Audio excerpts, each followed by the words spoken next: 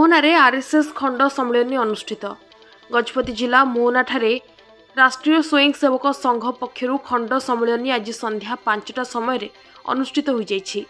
स्वामी विवेकानंद जयंती अवसर में स्थानीय हाईस्कल पड़िया आयोजित यह कार्यक्रम में मुख्य वक्ता भावे आरएसएस अखिल भारतीय सह शारीरिक प्रमुख और के मोहन जोगदे संघ शाखा मध्य समाज परिवर्तन हेउथिबा नेई मंतव्य प्रदान करथिले।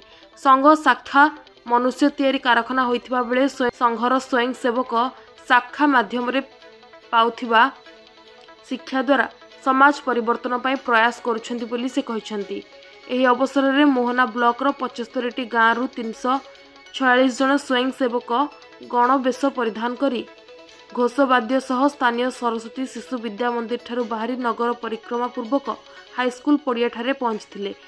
सेठारे खंड कार्यवाह जोगेन्द्र दलाल संयोजन आयोजित कार्यक्रम में सम्मानित अतिथि भाव स्थानीय बुद्धिजीवी प्रताप पात्र, जनजाति प्रमुख रवींद्र मल्लिक और विभाग कार्यवाह मनोज चौधरी प्रमुख मंचासन थिले।